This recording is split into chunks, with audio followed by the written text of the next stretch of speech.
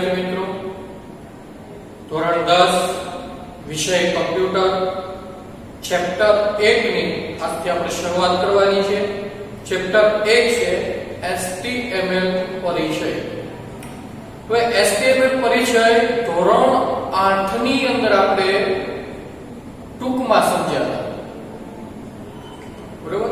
હવે ઇન્ટરનેટ અને HTML ને શો પરિચય છે, બંને વચ્ચે કેવા પ્રકારનો સંબંધ છે કે ભાઈ ઇન્ટરનેટ ના માધ્યમથી HTML ભાષા કઈ રીતે આવી, HTML માં કઈ રીતની કામગીરી બજાવે છે, એનો અભ્યાસ આપણે ધોરણ 10 ની અંદર કરવાનો છે. ધોરણ 10 ની અંદર એક સાદી વેબસાઈટ જેવું કામ કરવાનું છે. એની અંદર આવતા દરેક વેબ પેજો જે અલગ અલગ પ્રકારની વેબ પેજની રચના કરવામાં આવે છે એની વાત કરવાની છે. એટલે 1 થી 4 ચેપ્ટર ટેક્સ્ટ બુક્સ ની અંદર ટોટલ 16 ચેપ્ટર છે. એમાંથી 1 થી 4 ચેપ્ટર જે આપેલા છે, પહેલા 4, એ 4 ચેપ્ટર HTML ભાષા માટે આપેલા છે. તો આપણે આજે સમજવાનું છે ઇન્ટરનેટ અને HTML બંને છે શું. જો કે ઇન્ટરનેટ નો ખ્યાલ આપણે ધોરણ 8 માં પણ ભણ્યા હતા, ધોરણ 9 ની અંદર પણ એનો ભણ્યા છે. છતાં પણ આપણે જ્યારે HTML સાથે ઇન્ટરનેટ નો ઉપયોગ થાય છે તો આપણે એ થોડુંક સમજી લેવાનું છે કે કઈ રીતે ઇન્ટરનેટ કાર્યવાહી કરે છે HTML સાથે, એનો અભ્યાસ કરવાનો છે. તો જોઈએ સૌપ્રથમ ઇન્ટરનેટ નો પરિચય. હવે ઇન્ટરનેટ અને HTML નો પરિચય એમાં જોઈએ ઇન્ટરનેટ પહેલા કે ઇન્ટરનેટ એટલે શું, તો કે વિશ્વભરના લાખો કમ્પ્યુટર વચ્ચેનું જોડાણ. વિશ્વભરના લાખો કમ્પ્યુટર વચ્ચેનું જોડાણ એટલે ઇન્ટરનેટ. કે દુનિયામાં જેટલા કમ્પ્યુટર આવ્યા છે બધા કમ્પ્યુટર એક સાથે જોડાઈ શકે એવું એક માળખું, એ માળખાને શું કહેવાય છે, ઇન્ટરનેટ. હવે આ ઇન્ટરનેટ શબ્દ છે ને, જે ઇન્ટરનેટ શબ્દ, એ ઇન્ટરનેટ શબ્દ બે શબ્દોના સંયોજનથી બન્યો છે, જે આપણે આગળ જોયું છે. કયા બે શબ્દો છે, તો કે એક છે ઇન્ટરકનેક્શન અને બીજું છે નેટવર્ક. બરોબર. ઇન્ટરકનેક્શન એટલે શું, તો કે ઇન્ટરકનેક્શન એટલે કે આંતરિક જોડાણ. આંતરિક એટલે કે અંદરો અંદરનું જોડાણ. અને નેટવર્ક એટલે કે જાળું. આપણે પેલું કરોળિયાનું જાળું જોયું છે. કરોળિયાનું જાળું કંઈક આવું હોય.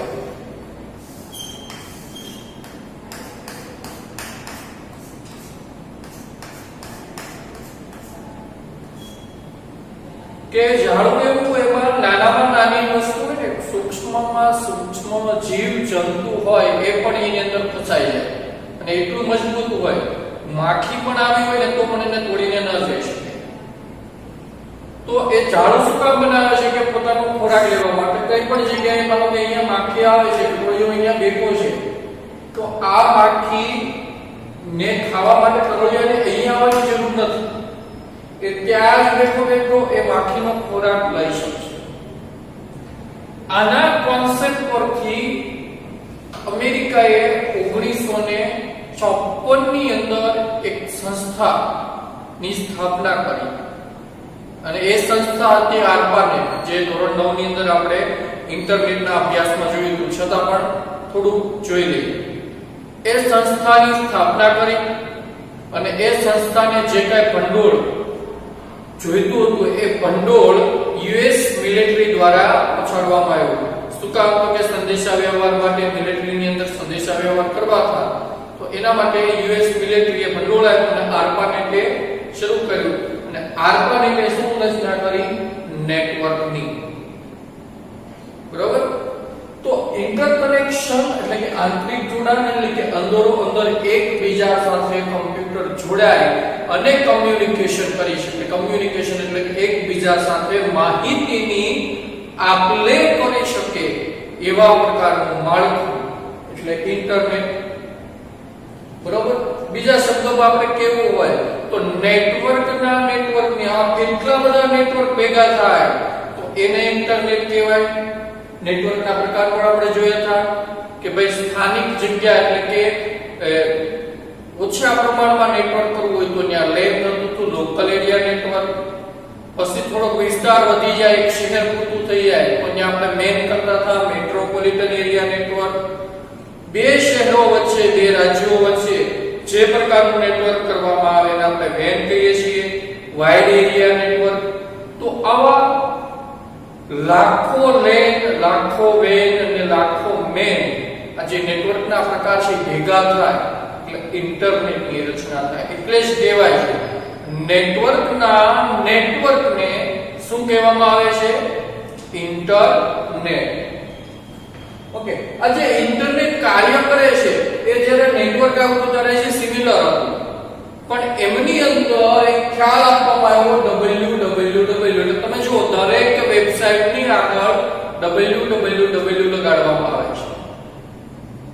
છે કે તમે www નો મતલબ શું થાય છે? તો કે વર્લ્ડ વાઇડ વેબ, એટલે કે એક પ્રકારનું વેબ છે, એક એવા પ્રકારનું વેબ ની આપણે કહીએ જાળો, એવા પ્રકારનું વેબ છે કે જે તમે કોઈ પણ જગ્યાએ હોય તો એનીમાંથી તમે માહિતી મેળવી શકો.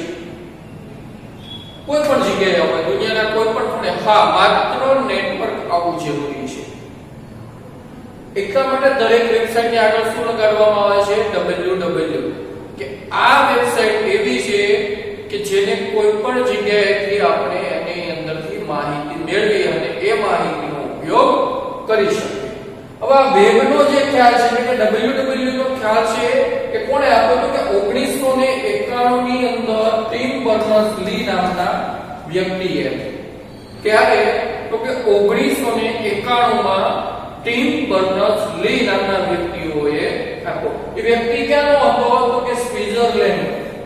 કઈ સંસ્થામાં કામ કરતો હતો? કે CRN સંસ્થામાં કાર્ય કરતો હતો.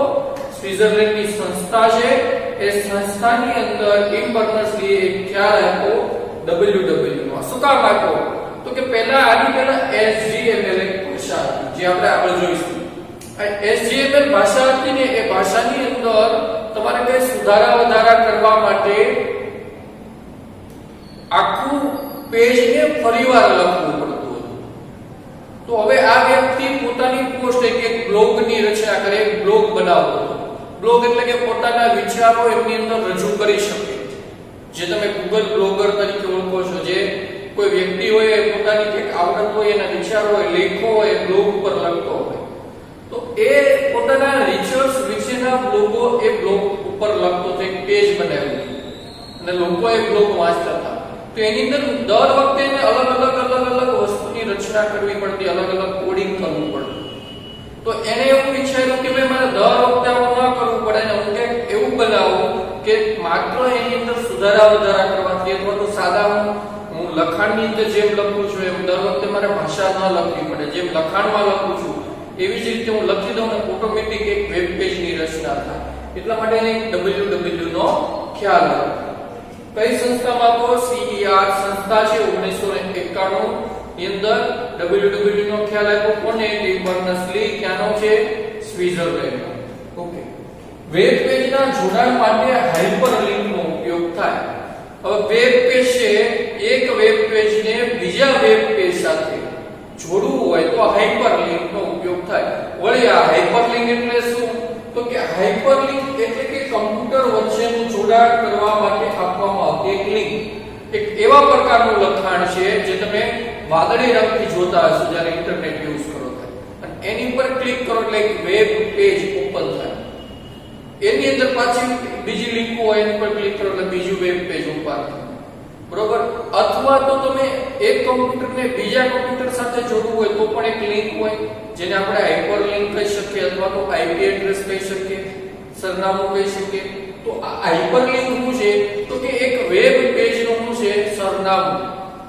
એક વેબ પેજને બીજા વેબ પેજ સુધી જવું હોય તો સરનામું જોઈએ, અને એ સરનામા ઉપર આપણે ક્લિક કરીએ એટલે આપણે એ પેજ પર જતા રહીએ. તો એનો જે ઉપયોગ થાય છે એને શું કહેવાય? હાઇપરલિંક. ઓકે.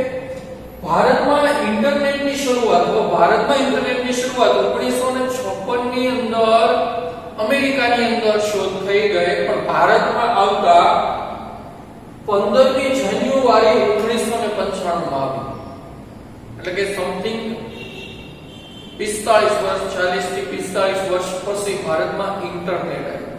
ક્યારે? 15મી જાન્યુઆરી 1995.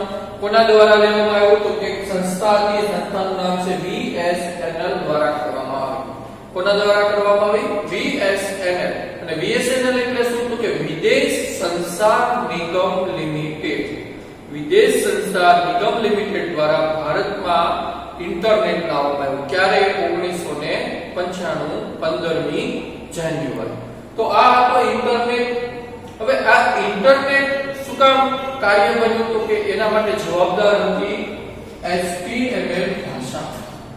કે ઇન્ટરનેટ ઉપર જે આપણે વેબ પેજ જોઈએ છે, જે વેબસાઈટ જોઈએ છે, એ વેબસાઈટ બનાવવા માટે જો કોઈ ભાષા હોય તો એ કોણ છે?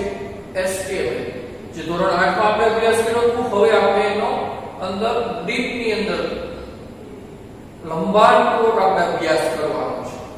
હવે HTML એટલે શું? તો કે આપણે જોઈ ગયા છે કે hypertext markup language. Hypertext markup language એટલે HTML શું બની ગઈ? કે એક ભાષા છે. બરોબર. હવે આ ભાષા કેવા પ્રકારની છે? તો કે એક વેબ પેજની રચના કરવી હોય તો એના માટે કઈ ભાષાનો ઉપયોગ થાય? HTML. બરોબર. આ ભાષાની મદદથી શેની રચના થાય છે? તો કે વેબ પેજ તૈયાર કરી શકાય છે. હવે આ ભાષાની અંદર કોઈ ભાષા હોય તો ભાષાની અંદર કઈ ને કઈ નીતિ નિયમો હોય. જેમ કે ગુજરાતી હોય તો ગુજરાતી ભાષા શીખવા માટે આપણે કક્કો શીખવો પડે. કક્કા નું જ્ઞાન હોવું જરૂરી છે. તો આ ભાષા કેના વડે બની છે? જેમ કે ગુજરાતી મૂળાક્ષરો વડે બની છે. તો HTML ભાષા શેના વડે બની છે? તો કે HTML ભાષા ટેગ વડે બની છે. એટલે કે એ ભાષાને લખવા માટે ટેગનો ઉપયોગ કરવામાં આવે છે. હવે ટેગ એટલે શું? તો કે ટેગ એટલે કે જે લખાણને ખૂણિયો કોણ છે. આ બે પ્રકારના કોણ જોયા છે. ગણિતમાં તમે એને થી મોટું ને થી નાનું, તો ઇંગ્લિશમાં કેવું તો લેસ ધેન ગ્રેટર ધેન કહેવાય. પણ આ કોષનું નામ આપવામાં આવ્યું છે તો ગુજરાતીમાં ખૂણિયો કોષ છે એ કાઉન્સને કહેવામાં આવે છે એન્ગ્યુલર બ્રેકેટ. બ્રેકેટ એટલે કોષ અને એ બ્રેકેટનું નામ છે એન્ગ્યુલર. યાદ રાખવાનું છે. કોઈ પૂછે કે ભાઈ આ કાઉન્સ કયો? તો કે એન્ગ્યુલર બ્રેકેટ ને લખવામાં આવે છે. જેમ કે એક્ઝામ્પલ તરીકે ધોરણ 8 માં આપણે લખતા હતા કાઉન્સ શરૂ કાઉન્સ અહીંયા પૂરો HTML હાઇપરટેક્સ્ટ માર્કઅપ લેંગ્વેજ એટલે કે HTML ભાષાનો મુખ્ય ટેગ જ HTML છે. ત્યાર પછી આપણે એ પણ જોઈ ગયા હતા કે ટેગ છે ને બે પ્રકારના હોય છે જે આપણે આગળ પણ જોવાના છે. એક આવે યુગ્મ ટેગ અને એક બીજો આવે અયુગ્મ ટેગ. યુગ્મ ટેગ એટલે કે એવા કે જે ટેગ જોડીમાં આવતા હોય, એટલે કે જે ટેગ શરૂ થાય અને પૂરો થાય. અને અયુગ્મ ટેગ એટલે કેવો? એકલો શરૂ થતાની સાથે જ કેવો થઈ જાય? પૂરો. એને કેવો કહેવાય? અયુગ્મ ટેગ. રેડી? ઓકે. હવે આ વેબ પેજ બની ગયું તો એ વેબ પેજ થી થાય શું કામ વેબ પેજ ની રચના કરવામાં આવે છે? તો કે વેબ પેજના સમૂહથી. કેના સમૂહથી? તો કે વેબ પેજના સમૂહથી શેની રચના કરવામાં આવે છે? તો કે વેબસાઈટની રચના કરવામાં આવે છે. કારણ કે ઇન્ટરનેટ પર મુખ્યત્વે કામ કોણ હોય છે? વેબસાઈટનું. વેબસાઈટ પરથી લોકો માહિતી મેળવે છે અથવા માહિતીને મોકલે છે. તો એ વેબસાઈટ બનાવવા માટે મૂળભૂત કોનો ઉપયોગ થાય? તો કે વેબ પેજનો. અને એ વેબ પેજ બનાવવા માટે કોનો ઉપયોગ થાય છે? HTML ભાષા. અને એની સાથે કોનો સંબંધ છે? ઇન્ટરનેટનો. ઇન્ટરનેટ હશે તો વેબસાઈટ ચાલશે, તો વેબસાઈટ ખુલશે. અને વેબસાઈટ ની અંદર શું હોય? Web page. ને એ વેબ પેજ લખવા માટે કોનો ઉપયોગ થતો હોય? HTML ભાષા. હવે આ વેબ પેજ ની અંદર શું આપણે કઈ વસ્તુ લખી શકીએ, કઈ વસ્તુ ઉમેરી શકીએ? તો કે વેબ પેજ ની અંદર લખાણ આવી શકે, પછી તમે ચિત્રો જોયા હશે, વિડિયો જોયો હશે અને અન્ય પ્રકારની માહિતી. અન્ય એટલે કેવી? તો કે ફાઇલ હોય, તમે કોઈ ફાઇલ ડાઉનલોડ કરો છો, સોંગની ફાઇલ હોય, વિડિયોની ફાઇલ હોય કે ચિત્ર ફાઇલ હોય, અથવા તો કોઈને માહિતી મોકલવી હોય તો ફોર્મ જોયું હશે કે જેમની અંદર આપણે ફોર્મ મોકલીએ, માહિતી ફિલઅપ કરીએ અથવા તો આપણે કોઈ નવું એકાઉન્ટ ખોલીએ તો નવા એકાઉન્ટમાં પણ એક સાદી સિમ્પલ માહિતી માંગવામાં આવશે જેને આપણે ફોર્મ કહીએ છીએ. તો આવી ઘણી બધી પ્રકારની માહિતી વેબ પેજની અંદર આપણે લખી શકીએ, મૂકી શકીએ છીએ. અને એ ઉમેરવા માટે કોનો ઉપયોગ થાય? તો કે HTML ભાષાનો ઉપયોગ થાય. એટલે કે HTML ભાષાની મદદથી એને લખી શકાય. કોઈ પ્રશ્ન થાય, ચિત્રો હોય તો એને કેમ લખવા? એને લખવાના ન હોય, એ ચિત્રોને જોડવાના હોય વેબ પેજ સાથે. વિડિયો હોય તો વિડિયોને જોડવો પડે. બીજી કોઈ ફાઇલ હોય તો એ ફાઇલને શું કરવી પડે? જોડવી પડે. લખાણ હોય તો લખાણને આપણે લખીએ છીએ. ઓકે, ત્યાર પછી જોઈએ HTML લખાણને લખવા માટે. હવે આ લખાણ લખવું હોય તો કેવા લખી શકીએ? એક સાદા ટેક્સ્ટ એડિટરની અંદર લખી શકીએ. કેવા લખી શકીએ? સાદું ટેક્સ્ટ એડિટર. હવે બોલે પ્રશ્ન થાય, ટેક્સ્ટ એડિટર એટલે શું? તો તમને ખબર હશે, નોટપેડ એક સાદું ટેક્સ્ટ એડિટર છે. તમે નોટપેડ માં લખી શકો. નોટપેડ નું એક એડવાન્સ વર્ઝન નોટપેડ પ્લસ આવ્યું છે કે બંનેમાં લખી શકીએ. જો તમારા ઘરે લિનક્સ ઓપરેટિંગ સિસ્ટમ હોય તો એના માટે એક gedit નામનું નોટપેડ જેવું એક એડિટર છે, અથવા તો scite નામનું એડિટર છે. scite, gedit અને scite બે એડિટર કેના છે? લિનક્સ ઓપરેટિંગ સિસ્ટમના. અને આપણે જે યુઝ કરીએ છીએ XP યુઝ કરીએ છીએ માઇક્રોસોફ્ટ કંપનીની. અને એમાં કઈ નોટપેડ એડિટર આવશે? તો કે એમાં નોટપેડ આવશે, અથવા તો આપણે નોટપેડ પ્લસ માં લખી શકીએ. ઓકે, હવે આ HTML ભાષા છે, એ HTML ભાષા કયા ઉપરથી ઉતરી આવે છે? તો કે એના માટે HTML નામની એક મૂળ ભાષા હતી જેને 1991 ની અંદર ટીમ બર્નર્સ-લી નામના વ્યક્તિએ એમાં ફેરફાર કર્યો. WW નો ખ્યાલ આવ્યો અને કઈ ભાષાની રચના કરવામાં આવી? તો કે HTML ની રચના કરવામાં આવી. બરોબર. અને આનાથી પણ એક આગળ અપગ્રેડ થઈ HTML5 ભાષા આવી છે જે અત્યારે આપણે યુઝમાં નથી. તો આપણે HTML ભાષાની વાત કરશું. બરોબર. HTML એટલે શું? તો કે સ્ટાન્ડર્ડાઇઝ્ડ જનરલ માર્કઅપ લેંગ્વેજ હતી જે 1986 ની અંદર 1986 માં કોણે તૈયાર કરી? તો કે ISO દ્વારા માનવ નિમાણકર્તા સંસ્થા છે. તે માનવ નિમાણકર્તા સંસ્થા દ્વારા HTML ભાષા 1986 માં કરવામાં આવી. અને ત્યાર પછી એના પરથી કઈ ભાષા આવી? HTML ભાષા આવી.